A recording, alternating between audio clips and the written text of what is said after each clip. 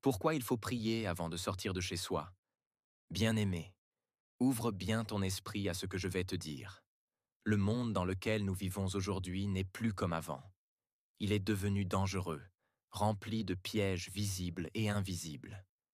Les hommes, pour avoir de l'argent, du pouvoir ou de la gloire, sont capables de faire des sacrifices terribles, des pactes avec le diable, des offrandes de sang, des malédictions lancées sur des innocents.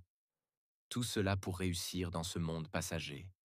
Si Dieu ouvrait tes yeux spirituels, ne serait-ce qu'une minute, tu refuserais de sortir de ta maison sans prier.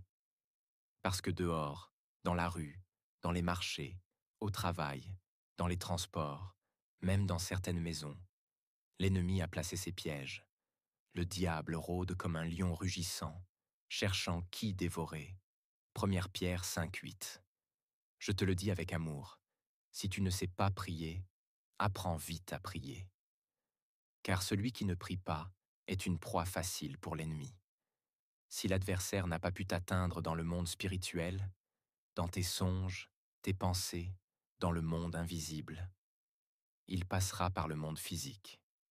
Un faux ami, une mauvaise rencontre, une mauvaise porte, un accident programmé, un aliment empoisonné, un piège sur ton chemin. Bien-aimé, il ne faut plus aller manger n'importe où. N'entre pas dans la maison de n'importe qui. Ne laisse pas n'importe qui poser la main sur ta tête. Sois vigilant. Si nous sommes encore vivants aujourd'hui, c'est uniquement par la grâce de Jésus-Christ. C'est parce qu'il a payé le prix à la croix. Sinon, toi et moi serions déjà morts dans nos péchés ou détruits par les puissances des ténèbres. Car les forces démoniaques sont déchaînées. Mais écoute bien ceci. Elles ne verront aucun enfant de Dieu fidèle à Christ Jésus. Elles tomberont dans leur propre piège. Elles mangeront leur propre chair. Elles boiront leur propre sang, comme il est écrit. Ils se battront entre eux-mêmes. Ésaïe 49, 26. Et toi qui penses que les fétiches protègent, réfléchis bien.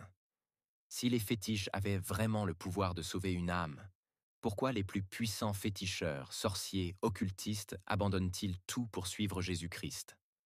Pourquoi des satanistes de haut niveau renoncent-ils à Satan pour se réfugier en Christ?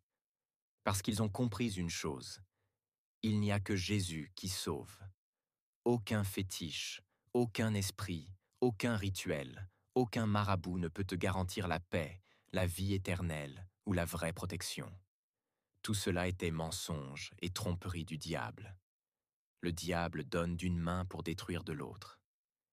Mais Jésus donne la vie, et la vie en abondance. Jean 10, 10. Alors je t'en supplie, prie avant de sortir de ta maison. Couvre-toi du sang de Jésus. Remets ta journée entre les mains de Dieu. Ferme les portes aux attaques de l'ennemi, car le monde est devenu un véritable champ de bataille spirituelle. Mais celui qui est caché en Christ est protégé. Celui qui marche dans l'obéissance et la prière est intouchable.